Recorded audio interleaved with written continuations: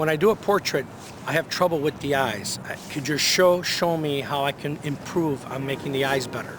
Now when you're painting the eyes, really have an understanding on what it is you're looking at when you're painting them. Be sure to see part 4 of this series, which reviews and illustrates all aspects in painting professional portrait anatomy. And our video, The Complete Painter A to Z, reviews everything one can expect from our televised show. Contact your local station for availability. That's right, it's the easel, where all the magic happens, and everything that we've done so far is finally put to good use.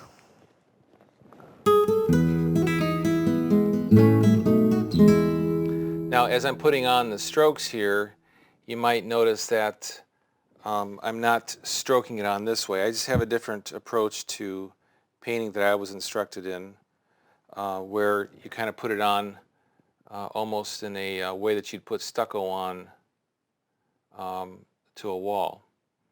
And this first layer of paint is without medium. It's just turpentine, and by the way, I use Turpenoid. It's just Turpenoid with the paint itself. Now Michael, are you worried very much about matching the colors of the pastel, or you're just wanting to get the painting looking good on its own? It's not totally necessary that this color be exactly like the color that's in my pastel. I do try to get it in the ballpark, close to the color that it really should be. But the thing that is most important about this color is that it's the right value. If you look at this painting here in the pastel, you might notice that this looks a lot darker than this. But what's causing that illusion is the fact that you've got pretty strong light values surrounding this dark that I'm painting in here. And the contrast that you end up seeing as a result ends up making this shadow look a lot darker than it really is. It ends up making that color look darker than it really is. So I'll start out with that. As I put my brush up here and I could put it side by side, you notice that there's very little difference, if there's any difference at all. So I know I'm on the mark with that color.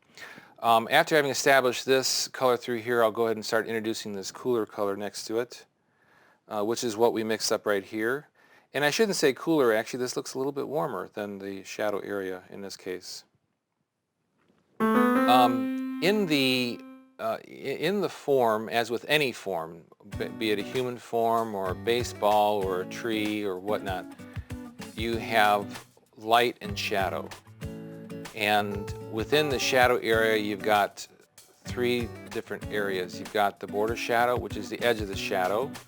You've got the reflected light, which is going to be right underneath the jaw, right after the border shadow. Here's your border shadow here. The reflected light is a little bit lighter, and after that is cast shadow. It's being cast from one form onto another. In this case, from the chin onto the neck itself. The cast shadow is usually the darkest of all 3 shadows. In the light side of the form, you have 2 things. You've got highlights and halftones. I like to break the halftones into 3 different categories.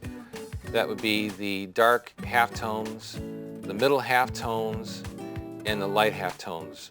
We've already alluded to the different colors of those halftones in the portrait. But the halftones are to be understood as darker values that are within the light side of the form. This is, again, being hit by the primary light source. These are all values. All these halftones are being hit by the primary light source. All those halftone areas. Some are darker, some are in the middle, some are light halftones. And then in the very end, you've got your light halftones. Now, what would be interesting is that once his head turns, these colors that you see here, which are kind of cool in color, those would end up becoming warmer colors as you turn the face this way, as you turn it towards the light. So it's all got to do with the form's proximity to the light source itself. That's what influences its color, strangely enough. Another thing that influences the color as we perceive it is the color of the light source itself. You can be working on a day where you've got an overcast type of lighting. It's the type of lighting I like to paint under, and in those situations what you get basically is white light, about as white as you can get, and it's beautiful to paint under. There's also the type of light that you'd expect to be very bright, but it's actually quite dark. It's the type of light that you get on a clear blue sky.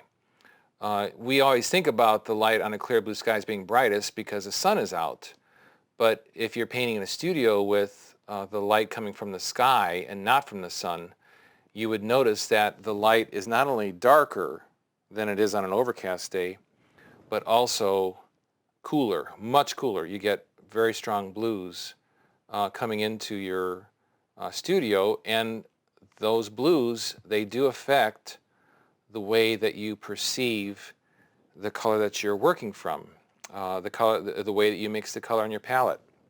Michael makes another very important point on how we perceive paint colors. Our color theory series explains the actual physics behind color mixing, colors found in light, and how these actually differ.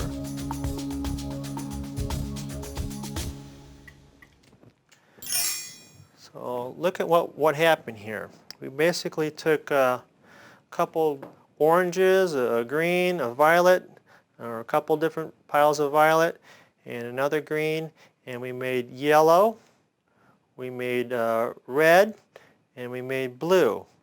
And what we ended up doing is we made 3 primary colors out of secondary colors. I tricked you, see? You knew what I was doing. It also includes bonus instruction on lighting for photo shoots, for your paint studio, and just as important, for displaying your hard work after it's finished. Now I'm continuing to work on this, the transition here, and if you notice on the palette, I started with this color and I'm working towards this area, and I'm seeing more warmth in through here. Remember we talked about that, going from cools to warms. And you notice here on the palette, I've already started to dip into the light red. So I'm transitioning from this color, I'm taking some of this color and mixing it with this.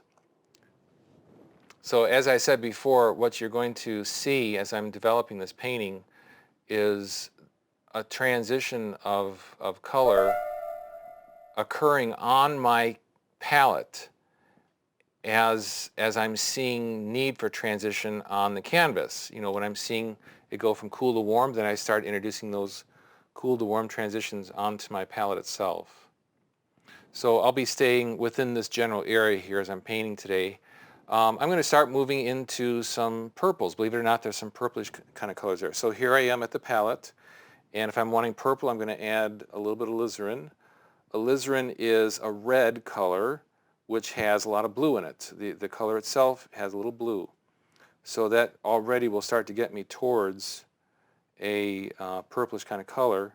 And if I need a little bit more, I'll add just a little bit of blue to it as well. Notice I'm going from, there's a color change happening. It's not only going from cool to warm, but also to lighter value.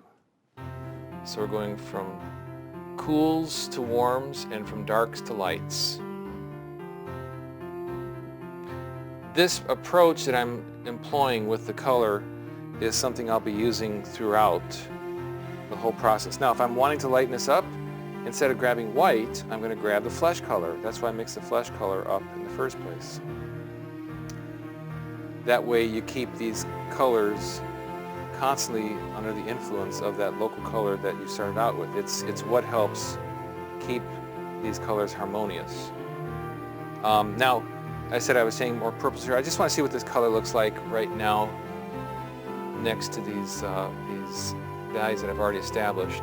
It's much easier for me to understand whether I'm getting these colors or not by putting it on the canvas, because then I can relate it to other colors and values that have been established.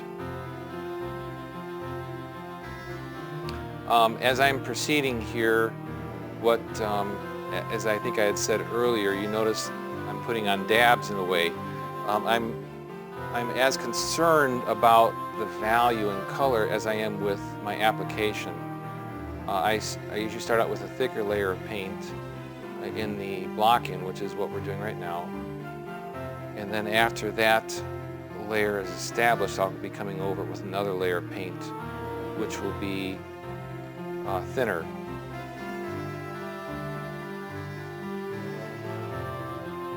So I think this color is pretty good. It's not 100% accurate. Just remember I said before, what's most important in a block-in is that you're achieving a color which in value is on the money, which is, you know, a replica of what you're trying to reproduce. But in color is basically in the ballpark. Once again, it's much easier to make accurate judgments about your color once you've got a lot more colors up on your canvas.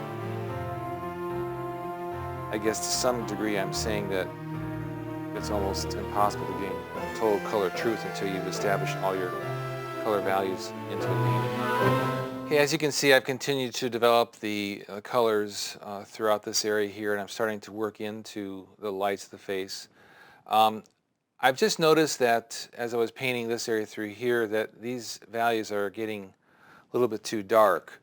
So if they get too dark or too light or whatever, wrong color, you just scrape it off. Very easy to do right now, especially because it's still very wet. Darks are awfully hard to lighten up, especially if there's a lot of paint on there, and usually a lot easier just to thin it down a little bit by scraping it off and then painting back into it with a lighter value that is appropriate for that area. Michael continues to paint the shapes of different colors seen in his pastel and reference photos. Once he is satisfied with their placement, he then uses the same smaller brushes to blend the edges where these shapes meet, creating the illusion of rounded forms, and not just flat shapes of color. When dry, he then does a color and value check by applying a thin coat of retouch varnish.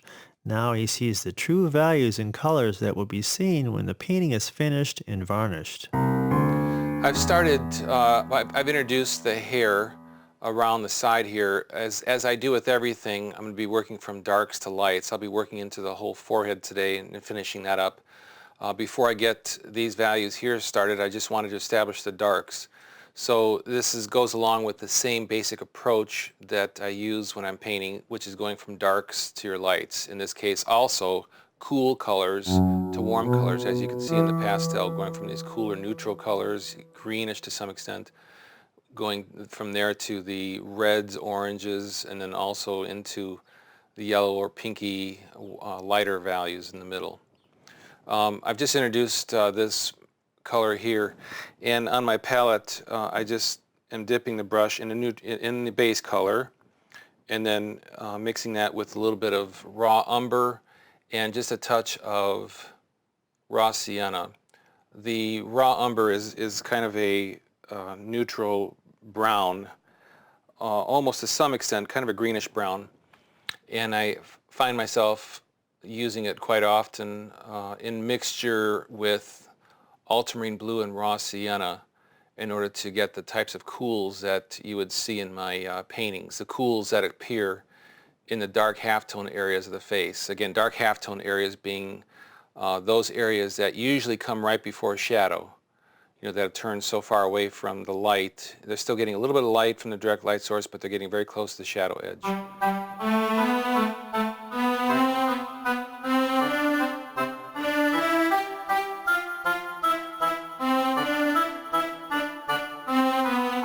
So I've laid on the cool colors, and I'll be making adjustments to those colors as I go along. Keep in mind that I'm seeing these values on my canvas next to these strong light areas. I'm assuming right now that, you know, these colors are correct, but I know from experience that I'll be making adjustments to these colors and values as I'm going along. Now, if you look at these colors here, they are certainly not colors that you would think of as being an attractive green. You might even question if they're actually green at all. So, you know, some of these certainly up here are questionable as green colors. But what you'll find is as I introduce warmer colors like I have here in the face, these colors will start to take on more of a greenish hue because they're being seen against warm colors. Whenever you start putting colors like this up against reds and oranges, they very quickly start becoming taking on more of the look of a greenish color. You wouldn't want to be using strong greens in here anyway. The idea is that, and these colors do exist in nature. It's not just some formula I'm pulling out of my head. This is the way it is in nature. If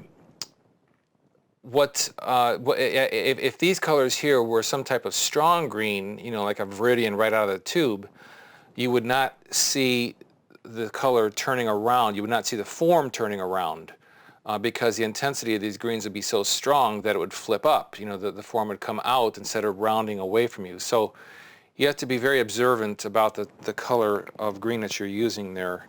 Again, if you want to call that green. So now I'm going to be working into the reds, as you see all through this area here. And actually they look a little more on the orange side. So I'm going to start, as I always do, by using some of the base color here. And I'll put it right into the green. I'll be mixing the base color in with the green. And then I'll probably grab some of the light red right here. Now keep in mind this is not CAD light red. This is the color light red. And that's where I'll start with. It has kind of an orangish color to it, and relatively speaking. And I'll probably put in a little pink too, so that means I'm going to be using a little bit of alizarin crimson, and seeing how that works with what I've got. So Mike, what you're saying is if you have a color that has a tendency toward green, introducing, say, red next to it will emphasize that even more, right? That's correct. Well, that's good to know because sometimes you might not want something to look too green, and putting red next to there in that area would exaggerate it.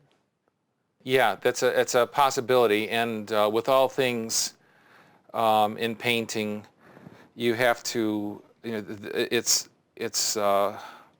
ideas as opposed to what actually works on the canvas. So you would start out with that idea, as you just said, and experiment, see what it actually looks like on canvas to see if it actually works in that fashion. So even these colors that I'm establishing here are likely to be, are going to be changed as I'm going along. But I can't begin to know exactly what type of change that's going to be until I start introducing lighter colors, as you see me doing that on my palette right now.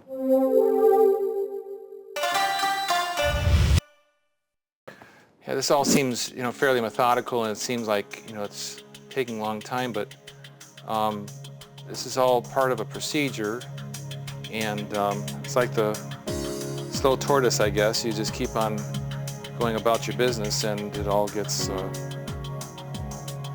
finished before you realize it. So I'm into the light, getting closer to the lighter values within the face for sure. Notice that when I put these colors and values in, I'm allowing it to mix with the colors that came before. If I'm not doing that, there's no transition, and that's important. And notice too that when I'm mixing these colors here, I'm going fairly intense with the colors using the CAD orange and the CAD medium because there's just no other way to get the intensity of the color. If I mix it too much, if I mix these colors here too much with the base color, I'm going to lose some of the color intensity, which some of these areas have. So that base color is certainly helpful, but there are going to be certain areas in the skin where you don't want to overuse it because it can dull the color, the vibrancy that actually occurs in nature.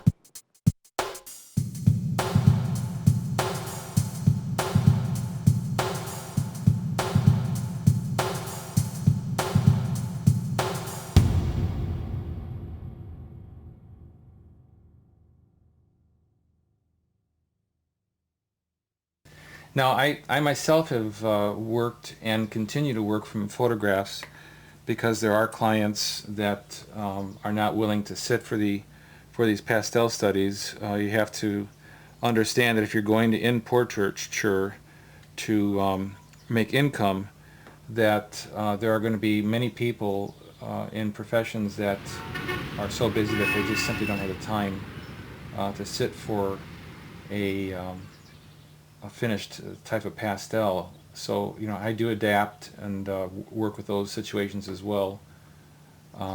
But when I always make a request of the client that they do find the time to sit, and if they're able to do that, it works out great for both the client and myself. I certainly enjoy bringing more quality into my work, more beauty and coloring than just from the photograph. So if you only have photos for reference, be sure to take the time and study how photos differ from real life and make the appropriate changes when you paint. This is yet another skill the contemporary artist must learn to master. Now, one thing that you'll see that has developed in the canvas right now is what we started out with, the formula. We started out with the cools going to the warm colors, you know, cool greens going to the warms, the reds, the oranges, the yellows as you see them here, and now here we are at a very light value, which I'm using a little bit of some of the skin color like we talked about, just a little bit of that, but quite a bit of white and alizarin crimson. So what do we say before about alizarin crimson? Alizarin crimson is a red color that has a little blue in it. Because it has blue, when you mix it with white, it's going to appear as a cooler color when you see it adjacent to the yellows. So relatively speaking, this is a cooler color here than the yellows that are surrounding it. So let's go back all the way from the start again to our formula for skin color. Usually we have warm shadows. Now of course this was a purplish color because it's reflecting, you know, from these surfaces here, but usually that color is warm. So we have warm shadows, cool transition halftones, halftones here in the cheeks and other areas up in the forehead going to warm, and also the light halftones are also warm, you know, yellows, light yellows, light pinks, light oranges, and then going back to a cool color, which in this case is white primarily and alizarin crimson. So warm, cool, cool, warm, cool. Michael, I'm noticing that you're just using the side of the brush a lot. You're kind of dabbing it. He's not really stroking it like you would think. Right, that's correct. This is the first layer of paint that I'm putting down, obviously, and what I'm trying to achieve in this first layer is not only a fairly thick layer of paint, but also a layer of paint that has texture to it. So my approach in putting this on is similar to a person putting on stucco on a wall. You know, by kind of dabbing it on this way, I'm creating a little bit of a texture to the paint itself as it's being applied. And this dabbing serves another purpose. Because skin doesn't grow in any one direction and it's pigmented, it actually looks a bit spotty up close. So top or final coats that are seen should be painting by dabbing the surface, not using longer strokes. However, this is not so important for impressionistic paintings. And you use retouch varnish to check your values, because when you varnish the surface it smooths out and it makes a lot of darks darker. Does that affect the bonding, have you noticed, or how does that? I've not had a problem with it myself, retouch, but I do make sure, and this is critical if you're going to use retouch, that you make sure that that layer of paint dries. But when you do put the retouch varnish on top of a dried surface, if you want to paint in that general area, again, make sure that that has dried. Michael then finished up the remaining areas. The following day he refined smaller details, adding transition colors to the larger forms, and paying close attention to the values throughout the painting. When working close and carefully on a painting, be sure to back up often, since things always look different from a farther viewing distance. And viewing your work in a mirror in some fashion helps most people judge colors and shapes with a fresh perspective.